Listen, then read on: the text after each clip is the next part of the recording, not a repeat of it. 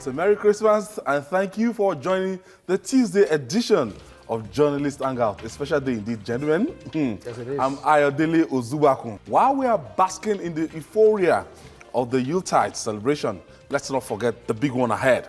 That's the 2019 elections, which is just 52 days away. How ready are you for the polls? Today on the program, Buhari, Atiku, others preach love, peace at Christmas as the president expresses commitment to credible 2019 elections.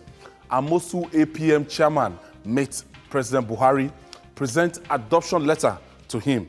And later on the show, protest rocks Zamfara state over armed banditry as President Buhari orders military to end killings. I'll be hanging out with Adekunle Yusuf, Sam Ibemere, and Olayinka Oyegbile. So if you're ready, let the hangout start now.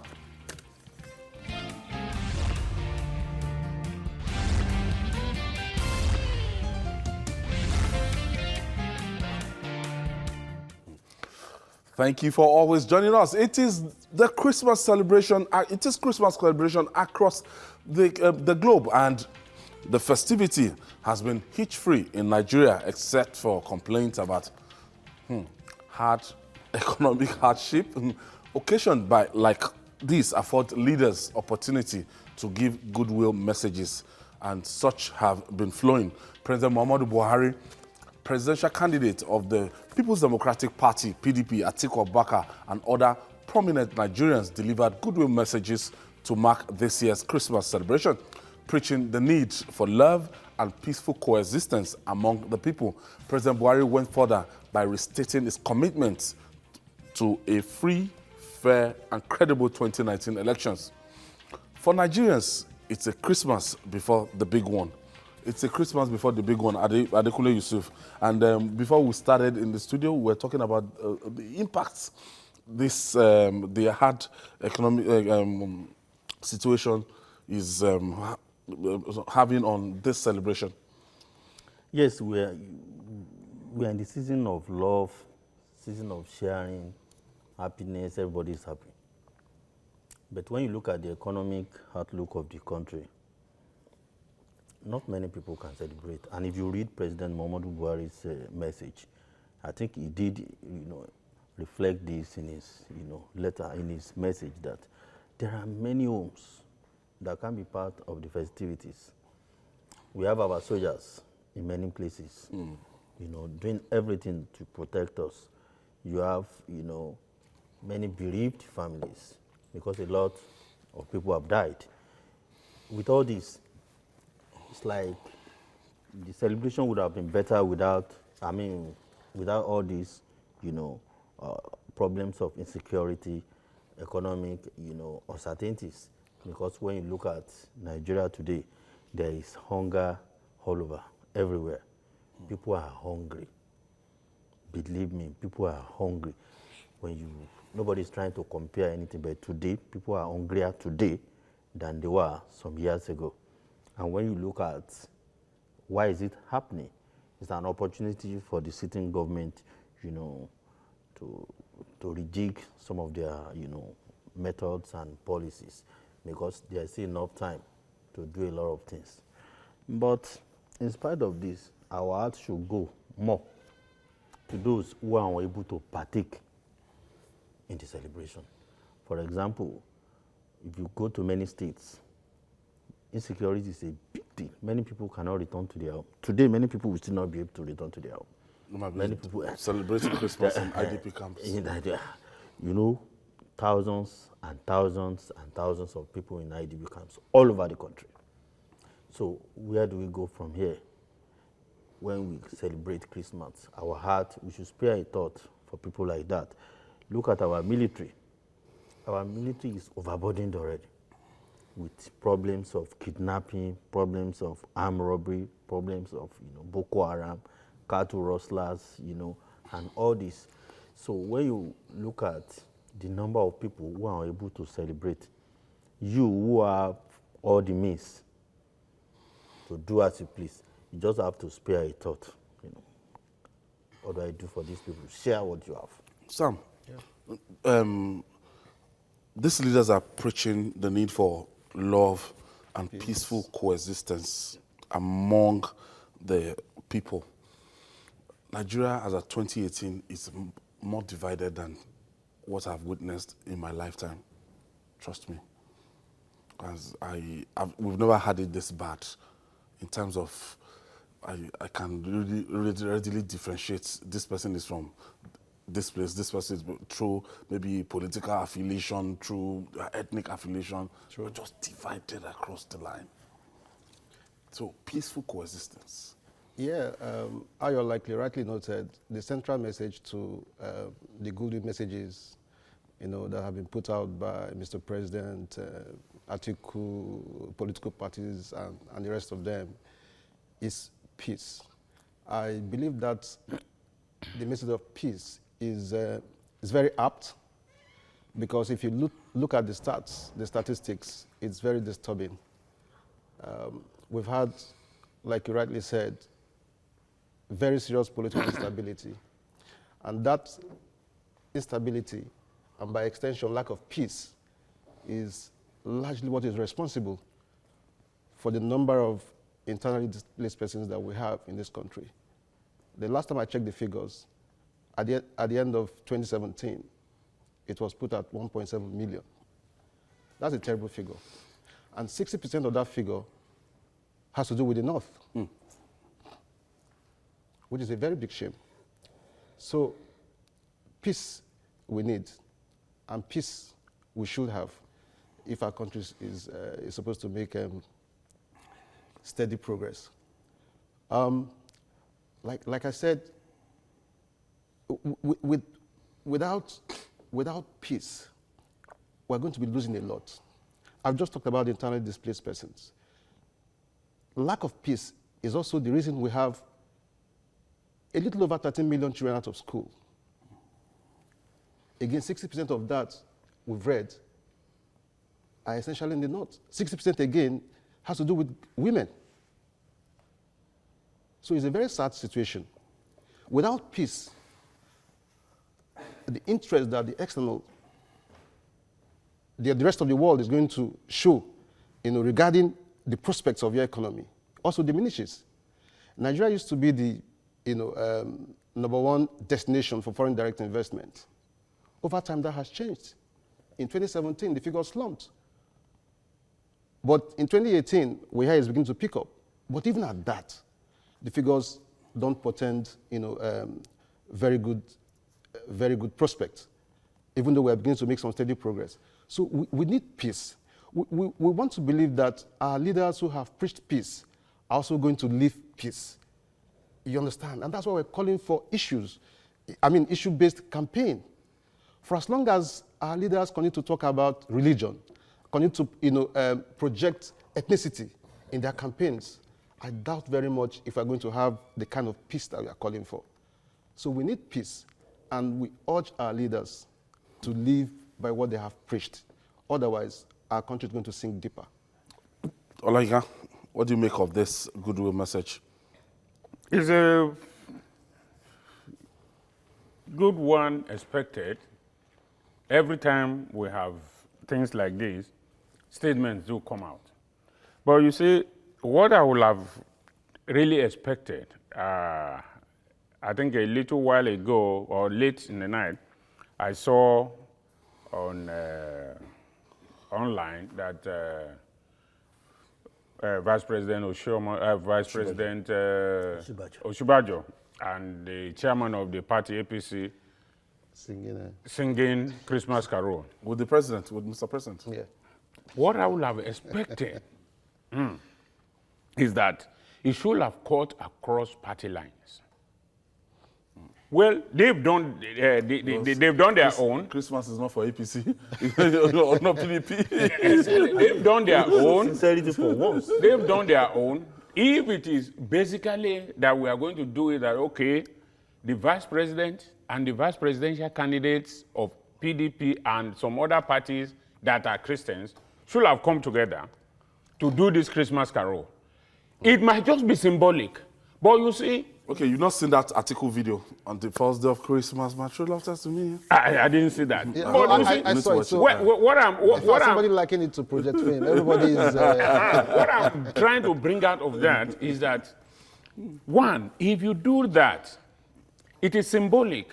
Symbolic in the sense that the day that their followers or their supporters want to clash, They remember. some sense will come into one of them and say, why are you people fighting each other? Is it not the other day we saw all of them singing together? True. So there must be planned scheme to make sure that all these things are demonstrated. Sure it's You not know, war.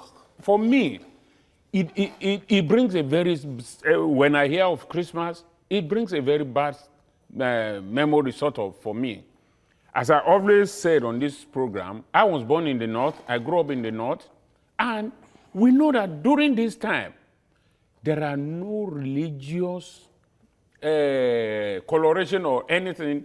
What happened then was that even a Muslim who is fairly endowed, who is rich, will cook, and everyone, either Christians or Muslims, will swarm to the house and go and eat, and you know. But now, we have so divided ourselves that we will not allow that to happen.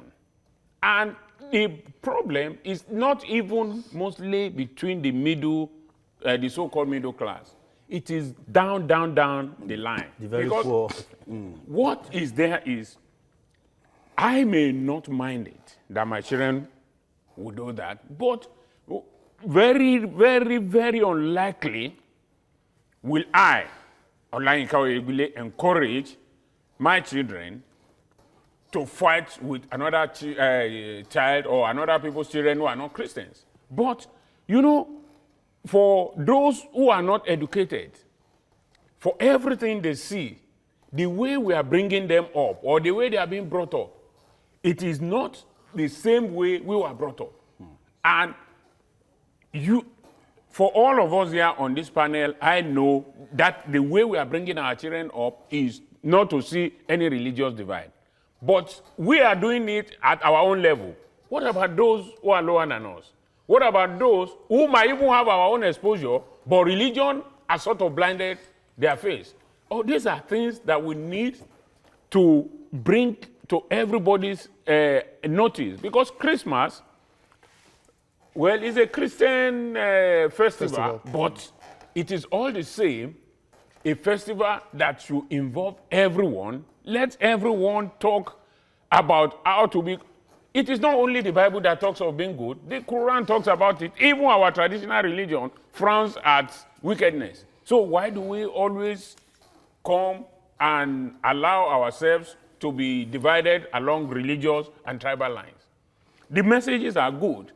And the followers, I hope everybody listens to what these people say.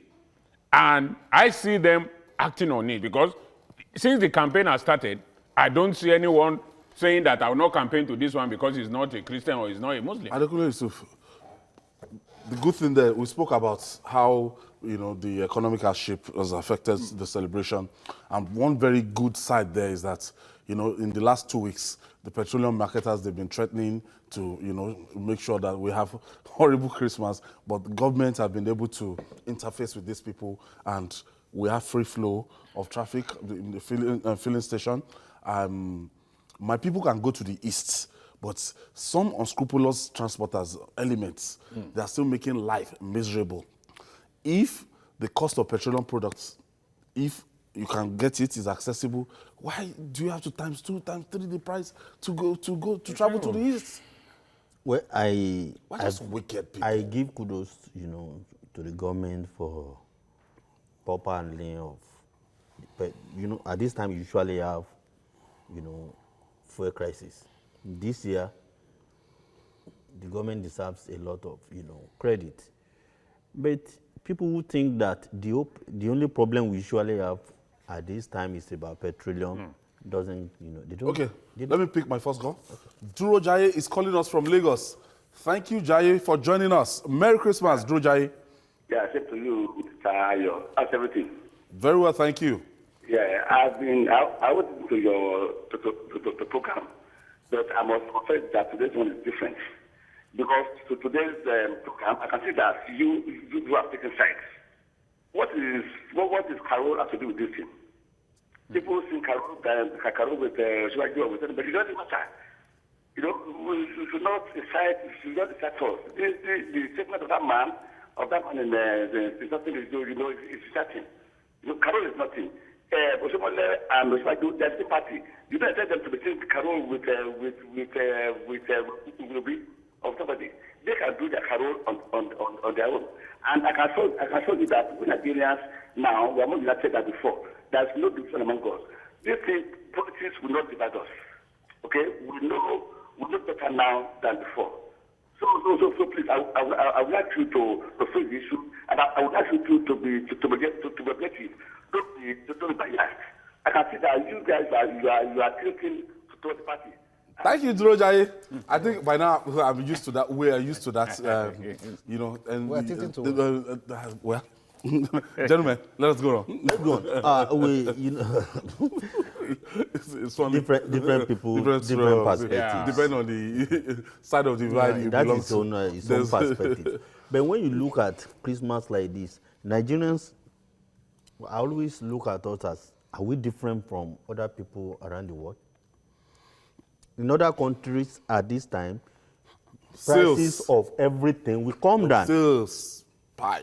In fact, you will buy things you don't. Usually, this is the time to buy things that you don't need, because the prices will be ridiculously low.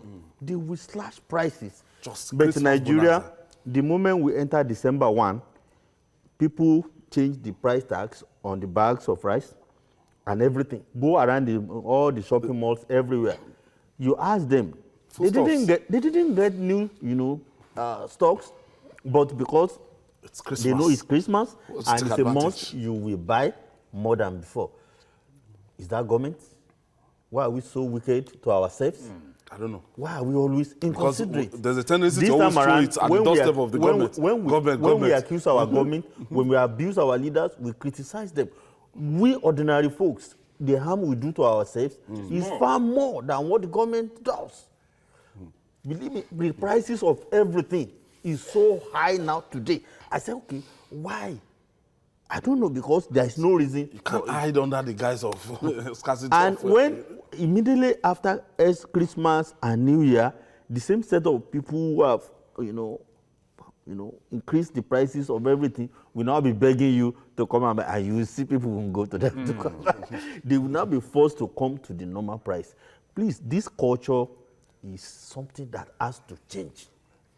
I Sam. think I want to disagree slightly. Sam. Yes. how much, where are you from? I'm from Imo State. From the land of Akwa Ibom. my governor. Okay, so how much will it take you to transport yourself now? Compared to what it used to be, it's gone up, substantially. The last time I made inquiries, it was close to about 15 or 17,000, depending on the transporter. Again, the quality of service that you get from each of these operators is slightly different. Meanwhile, So normally, they maybe all it's 6,000 to 7,000 yeah, on a good day. 8,000. Again, depending on the operator. I'm very mindful of, drawing that line. But I want to disagree slightly. Okay. Essentially, the economy is driven by forces of demand and supply. And I'm being very particular here, especially as it concerns the East. You see, the demand for transportation about this time, for those of us from the southeastern part of the country, is usually high. So I think that what operators do basically is to take advantage of it. So speaking pure economics.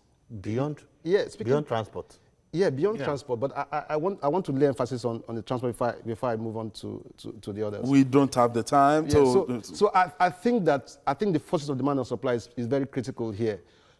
If people are asking for a particular service and you don't have it readily available in terms of numbers, the tendency is to mark up prices. And I think that is what these operators are doing this season. Once the demand collapses, things will naturally find their level. That's why I think that we need to... That's not charitable. Yeah, but these are hard facts. They are hard facts. But in other countries where they also shop, even more than we do, Exactly. In fact, do they have a different law of Okay, demand and supply? let's take Abdul Malik from Kano. It's about, sorry. Thank you for joining us, Abdul Malik. Yes, Ayo. Good evening. Good evening, Abdul Malik. You people are doing a very wonderful job over there. Thank you. Thank you. Yes, you see, regarding to the issue of this transportation, really I don't blame the government. I blame the individuals. You see, I don't know why we are always wicked to ourselves. You see, when it is time for Christmas or Salah time, you see all these things, people would like to take advantage of people. Which is very, very wrong. You understand? If you go to the market to buy things, what used to buy 10 naira, they'll add 10 naira, make it 20 naira. You understand? At least we don't have this pity for ourselves. And this thing keeps on happening every year. Do you understand? So I see no reason why people should be blaming government for everything. Thanks. May God bless you. You are doing a very wonderful job there. Thank you, Abdul Malik. President Muhammad Buhari reiterated the fact that he is going to ensure a free, credible election come 2019. that's welcome, and he has always been saying that. But you see, my own reading of this, left to the president alone, he is going to ensure we have clean, credible election. But what about his lieutenants? Because the problem, honestly, I must tell you, Doesn't the buck stop on this table? the buck stops It's just at one his man. table. But you see, one man. all the problems that are going to be created will not be created by the president. The president is there, yes, but the president is not the one that will supervise the party agents. The president is not the one that will supervise the stalwarts of the party who will support him at the presidential level but will not support his candidate at the governorship level or at the senatorial level. Is it the president? The president will do everything in his own way. If it were left to the president alone, I know that Nigerians believe very strongly that the president will do his best to make sure we have a free and fair election. But what about the lieutenants? That is where the problem lies. The problem we are having in Nigeria today is not the president or the governor, it is the lieutenants. Did we vote for any of his lieutenants? I thought we voted for the president. They voted for the president. You see, if you ask me that in next election, are we going to have a free, fair and credible election, I will tell you I don't know. Why? Look at the 2011. I will explain to you, because as a country, we need to be taking stocks. We need to be, Look back and doing look forward. reflections. Yeah. What have we gone right? Have we done right? Let's improve on it. What have we not done right? How do we change it? Nigeria does not do that. In 2011 election, you know what happened? The government at the time built on it. And that was why we were able to use card reader in the 2015 election. Yes. Go and look at the 2015 election. There's what they call incident form. Yes. That is, if your name is not appearing on the card reader, they create a form for you. Go and study the election. The bulk of incident form, the ballot that you recorded through incident form, happened to come from one section of the. INEC dismissed that. I'm coming. No. We all cover election. INEC dismissed that. Okay, I'm coming. Okay, let me. Fortunately, we're both in Katsina. Yes. Well, okay, let me know. When you look at that, look at today.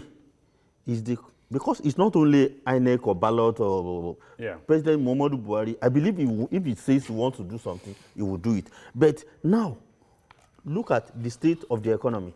It's one of the things that will determine how the election will be. Yeah. Look at the state of security. It's one of the things that will determine. Today, look at your police, the security agencies. They do a lot in terms of election. Are they more partisan today than before, or better today than before? These are questions we should ask. Unless we are able to say yes, yes, yes to all this, we are deceiving ourselves. All right, still to come. Amosu APM chairman meets with President Buhari, present adoption letter to him. Stay with us. We'll be right back after this time out. It's still Journalist Hangout.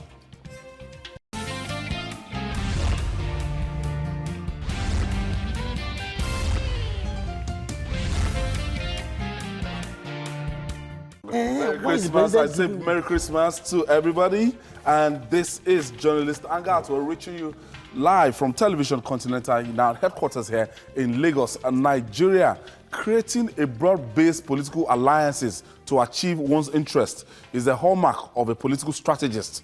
Ogun State Governor Ibukule Amosu appears to be riding on the crisis, rocking the All Progressive Congress, APC, in his state to score political points. On Monday, the governor led the national chairman of the Allied People's Movement, APM, Yusuf Dantele, to present a letter of adoption to the presidential candidate of the All Progressive Congress, that's President Muhammadu Buhari, at the villa, amidst concern about his loyalty to the APC. Amosu said he is for anyone that is supporting President Buhari, but can Amosu serve two masters without getting his finger burnt? Now, let's just hear Amosu. Just last week, we made public the fact that APM as a party have adopted Mr. President as their presidential candidate. And so I promised that we will bring the letter, because they gave me a letter from Mr. President. And that is what we came to do today. And you know, Mr. President, always a very gracious human being, a man with a good heart. He now said that, oh, if somebody has adopted me, it's only fair that we must acknowledge that and appreciate the party and the chairman. So that's why we're here. I'm sure that... You understand? From the name, you know that it is a move, it is a coalition of people of like minds. So this decision was not taken single-handedly. It was taken by the neck of the party to adopt Buhari. Why? Because we need Buhari to restore Nigeria back to its glory and where we need to be. This is not Nigeria. This is not the Nigeria of my dream. But Buhari is giving us the Nigeria that we require. Let me be quick to remind you that Ibukule Amosu is the senatorial candidate of the All Progressive Congress in next year's election under the All Progressive Congress. Is aspiring to go to the Senate. Sam, this is ridiculous. I will agree to you. I will agree with you to a very large extent. I think what is playing out in Ogun State is a comedy of some sorts. Watching Governor Ibukule Amosu, at the villa, making a presentation from a party that is not his to Mr. President, adopting him as a candidate is theatrics. That's the way I look at it. I can't comprehend the entire arrangement where a man wakes up and he thinks he can serve two masters at the same time. It's impossible. While I'm supporting President Buhari for the presidential election, he has come out public to tell Nigerians, to tell Nigerians that he's going to fight APC, the party under which he's running as a senatorial candidate, that he's going to fight them with everything that he has. I don't know how else you can describe anti-party activity. I really feel very sorry for Oshomole. He has his own challenges. But I think that in all this, the attention that Mr. President continues to accord Governor Ibukule Amosu is difficult to explain. I hear they are very long-term friends. But again, there's a limit to which that man should play the role of a comedian. That's why I look at it. I can't balance the two, where you are running as a senatorial candidate of the All Progressive Congress, and then you personally take the chairman of another political party, and go to Mr. President and say, we have adopted... And everybody knows that your adopted candidate is running as governorship under that party. If APC were to do what is right, I think by now the man should be put where he belongs. This is clear an anti-party case matter. I'm not a member of APC, but I'm looking at it dispassionately as somebody who is sitting on the fence and observing things. I can't balance the two, for goodness sake. If Mr. President hasn't condoned this, it probably wouldn't be happening. Mr. President, as the leader of that party, for Mr. President to still be... There are two questions I really want to ask the governor. Is he a member of APM? And is he the Ogun State chairman of the party? If Dantale had been the chairman of APM in Ogun State, I will have no problem with it. I will say that, okay, the chairman of the party in the state has come to me that they want to support the president and I'm taking him to the president. But the chairman is the national chairman of the APM that he went with. We didn't even see the chairman of APM in Ogun State. He didn't feature in this at all. So what exactly is the interest of the governor in taking the national chairman of another party?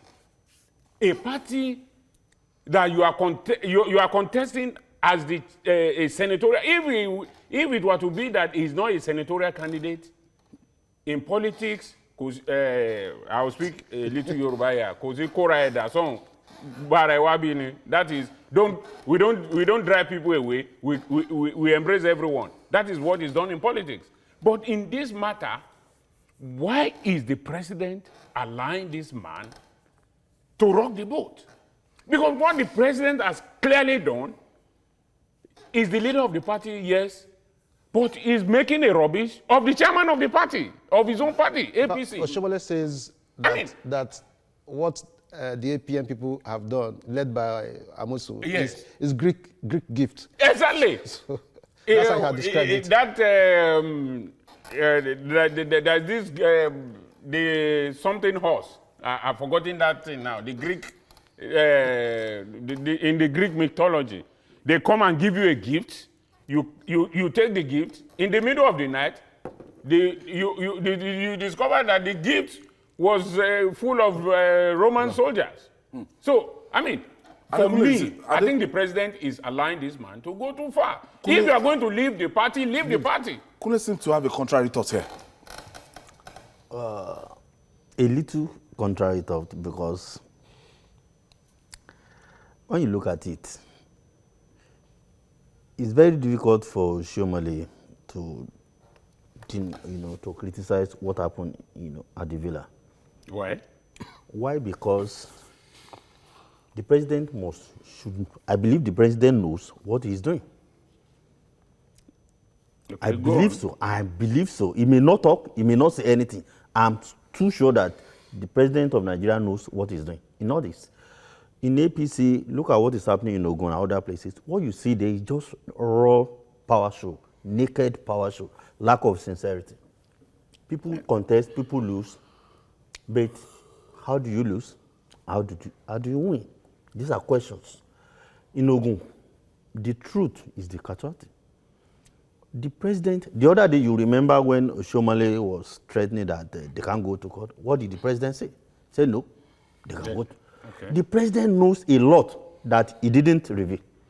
If I were the president and I did this to Amosu, what I said indirectly is a rebuke on the national leadership of my own party. Okay. It shouldn't happen. Let me quickly take this caller. Olaguju is calling us from Lagos. We lost Olaguju. So please try back. For allowing this to happen, the president has certain information. I want to believe. I don't speak. I think the president is interested in numbers. The president has not been able. At the detriment of his own party. At the detriment, because the president, personal interest. The president has not been able to put his feet on the ground. What the president is doing in all the games is that I want all of you to be happy. If you hold on to this, you are happy, good. Even whether it's wrong. You too, you're happy, hold on. So the president is allowed everybody to have a free day. As long as it will not hurt my interest as the president, as a candidate in the next election. That is what the picture I see in all of this. If you criticize Amosu, you should criticize others as well. They are all not blameless in all this, including the president. Sam. Yes. Ibikule Amosu was quoted as saying that he will not work for the candidate of his party. That's a fait accompli. Yeah, he didn't just say that. He said he would deploy every resource available to him, meaning that he is ready to pull down the house. And then when a man speaks that way, it tells you that he's dangerous. And it's not just Amosu that is speaking. Okay, I have a call from Uba. Uba is calling us from Adamawa State. Merry Christmas, Uba. Yes. Compliment of the season to you. Hello? Yes, go ahead. Good evening. I wish you all happy Christmas and New Year in advance. Thank you, Uba. And I want to use this opportunity to thank the manager of TVC. Go ahead, please.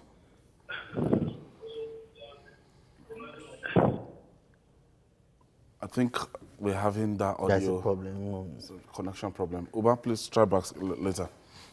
Okay, yeah. So I was saying that what Amosu is trying to do is basically pull down the house. When the man says, I'm going to use everything at my disposal, to ensure that my party, under which I'm running, does not, win the gubernatorial elections. It shows that you have danger, right there on your fingertips.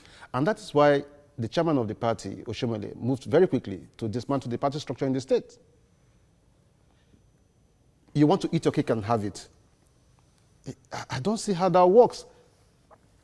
You don't want the party, and then you want to be the one to control the affairs of the structure of the party, so that you're going to also use that in the state to deploy to the advantage of a competing platform. It's incomprehensible. And I was going to also, paint the scenario in the most state where I come from. Same thing is playing out. Okay, you saw what happened when they went there for their campaign. The governor didn't show up, and that's a man. Even locked them out of the stadium. Out of the stadium. He didn't show up, and then he wants to go to House of Commotion. That's the only way to describe it. So I think Mr. President in all this is basically thinking about his own survival and to attend to all Israel. Tomorrow, who told you that the man in Imo State, Governor Okorocha, was his in-laws parties? He can also come, and I want to believe the president will also welcome him. Because the man is looking at numbers. The president is looking at numbers. I just hope and wish that the electorate in the governor's constituency will give him the same treatment. I think we have to pay this bill. When we come back, we'll still talk more.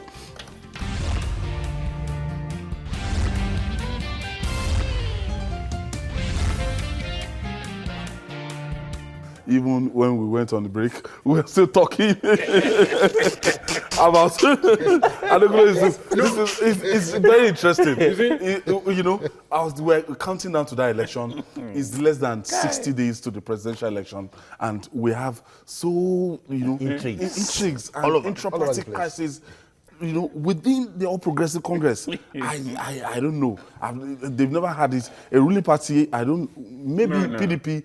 PDP before the last election, maybe they had this kind of crisis. But this one, PDP had a similar, I remember that time now. in Ogun State during Gbenga Daniel. Don't forget. Yeah. But the major difference between then and now is that Gbenga Daniel spent his entire second term fighting the lawmakers. He didn't have them behind him. Today, the man at the end, has the lawmakers behind him. That's the only major difference. If not, I would have said the same thing as is happening.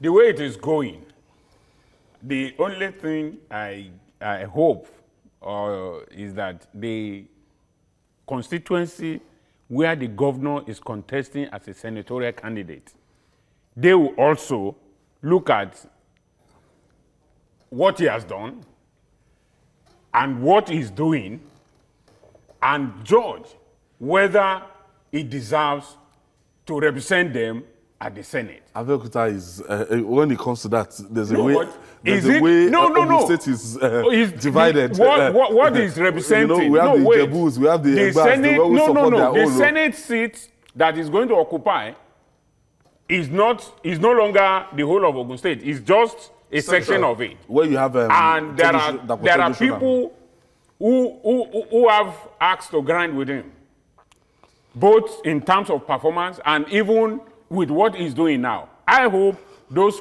constituents will give him back a taste of his own peel. But this, there seems to be lack of sportsmanship spirits within the All Progressive Congress. Yes, I thought we've gone past that stage. Okay, they've done their nomination. There was a reconciliation committee that went across the country, and I thought at this time they should be singing a new tune, a new song. It shouldn't be all about personal. I want to put somebody, I want to have my own way, I want to have my own way. I don't see a reason why Dr. Abiodun should not reach out to Ibukule Amosu, or Ibukule Amosu should not reach out to Dr. Abiodun and talk together as the same party, man, and let's work for the cause of our party. Ayo, there's a whole lot of issues to consider here. We all agree here that every, politics is local. You have also said that our politics over here is essentially driven by self-interest. I don't see much changing in the very near future. We've talked about the Godfather thing. You have a man who believes that in the last 8 years he has amassed so much power and he should be able to throw influence around. That's what is happening in Ogun State. So he wants to have his people in place and live the life of a godfather. But what he fails to understand here is that if you want to be a godfather, you take time. You understand? You build from the scratch. You just don't wake up because you've been governor, His Excellency, for 8 years, and then you want to begin to dominate.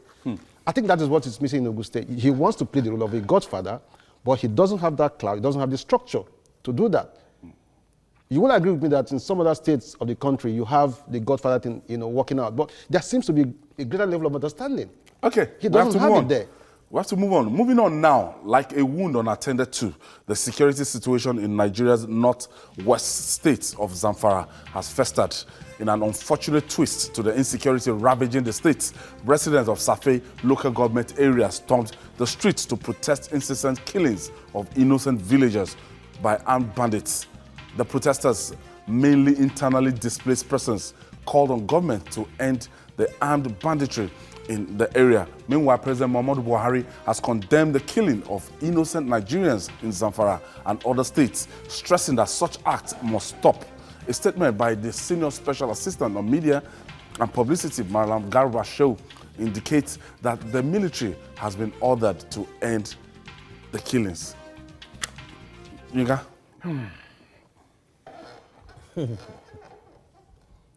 Every time we have this, it's like a record stock in the grove now. The military be deployed to end the killings. In another 2 or 3 weeks, if the thing will continue, we'll deploy military again. What exactly is the problem? What is causing all this crisis? We must get to the bottom of it. And Nigeria is not in lack of intelligent people. Nigeria is not in lack of people who can read intelligence. In the military, in the police, in the custom, everywhere, in every facet of life, we have department that deals with intelligence. What exactly is the problem? Now, the Zamfara case, this is the same way that it started in Borno State. When some few months down the road, Buhari Daji, the bandits who used to lead and who used to lead the killing gang in Zamfara was killed. We all rejoiced, thinking that that would be the end of it. But what has happened? This thing is beginning to reoccur again. There must be a systematic way of attending to this. We cannot just be doing fire brigade measures every time. Deploy the military there, and then the military will go there, they will quell it, they will go leave again, it will begin again. Now, this latest one were by displaced people, internally displaced people who are protesting. I mean, it has gone so bad that these people will have to come out to display, to exercise their impatience with the government. What exactly is going on? That is the question we should be asking. Why is it that the security agencies have not been able to tackle it? And if the problem is with the leadership, there must be something that can be done. I mean, you can, even if it is just to change the garrison commander or whatever, whoever is responsible, or the police commissioner, or the leader of the military, the local military gang, the local military authorities that is in the state. Something must be done. And everyone must see that things are being done. It is enough for Malam Garba Shehu to be issuing statement every time. In fact, if I were to be in his shoes, I would be embarrassed. Because, you see, what has happened now is the statement he issued some 3-4 months ago, if you look at it and compare it with the one he has issued, it's almost the same thing. The latest one is the same thing of February this year. Exactly. So, I mean, you find out that if I were to be in his shoes, I will feel embarrassed. The fault is not his own. But the fault is... No, we are not. I mean, what we are saying here is that he is the one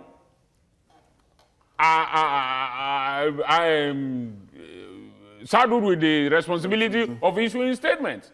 And in issuing statements, it's like you plagiarizing yourself. I mean, sounding like a broken record. Exactly. It's becoming embarrassing. Over and over again. So there must be... The president has directed military investigation. See, I believe very strongly. I don't know whether at the presidency there are no meetings like that. I mean, some of us have traveled, we have read in books and so on. If you read memoirs of those who have worked with presidents everywhere, all the other places in the world, and the president, they have what they call war council or whatever. When there's a crisis, there are people they bring in, even outside the government, who will all sit down and talk and discuss what is the way out. We should find a way to do this. What you seeing for IDP, internally displaced people? It's bad enough that they are IDP, they are in internally displaced camp. They're still fighting for. Look, they're just telling the world that in this place there's failure of government. It's government failure, total failure of government, federal, state, local. I know for sure at a time the governor of the state, threw his hands up in, that, I've resigned to faith, that it's like I can't handle this thing anymore. Because his state has become the headquarters of kidnapping in Nigeria. Kidnapping, all kinds of criminalities. And everything. Every day. And it didn't start this year. It started some 2 years ago, on a big scale, and it's going higher and higher and higher and higher.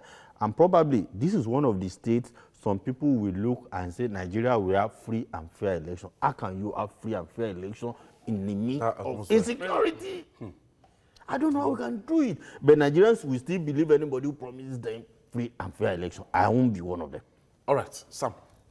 I think that we need to put the Zamfara issue in proper context. Some people have described that the challenge in Zamfara as a forgotten conflict. It dates back to about 2012. When it started initially, there was this mistaken belief that it was essentially a clash between herders, and farmers. But over time, it became very clear that it was a case of pure, banditry, by a gang of young men who were jobless, and the rest of it. You talked about the challenges that the presidential spokesperson has had. The fact of the matter, Ayo, is that this latest call, for deployment of members of the security agencies, is about the fourth time. The first call was made sometime in November 2017. Sisambo. No, taking track. Yeah, between November 2017 and July this year, the calls was the third time by mid this year. You understand? And involved the soldier, the army, the air force, the police, and members of the civil defense force. So you ask, why are we not getting results like he said? Is it essentially a failure of a full appreciation of what is happening in Zamfara? So the concern here is that is this going to be about deployment or about finding lasting solutions to the issue? Ayo, by mid this year, about 400 persons in 2018 have been killed in Zamfara. That figure is disturbing. I want to say thank you, gentlemen, and Merry Christmas. Merry Christmas to you. Wishing you. Thank you. Ayo, Sam, it's always Merry a pleasure Christmas. here. Maybe I'll end up in your house today. Anytime. So Merry Christmas. Happy New Year in advance. Merry Christmas to our viewers. Well, let me use this opportunity to pay a tribute to a father, mentor, that's late Chief Otumba Bola Adigbeson, who died recently at the ripe age of 84. The late Otumba Adigbeson was one-time member of House of Representatives representing Oshodi Solo, local federal constituency in the aborted Third Republic. He will be buried soon in his hometown, Ijebu-Mushin. So on behalf of Chief Mrs. Adigbeson, that's my auntie Amoa, Auntie Tutu, and Jadesola, I will just pray that God will grant you guys the fortitude to bear this great loss. And that's it on Journalist Hangout today. Thank you. Join us tomorrow for another episode of the program. You can also watch Journalist Hangout on our platform showing on the screen. We're also on YouTube, youtube.com/TVC News Nigeria. Our feedback channel is Journalist Hangout at tvcnews.tv. I'm Ayodele Ozubakun. Tomorrow we'll be opening our box. Happy Boxing Day ahead.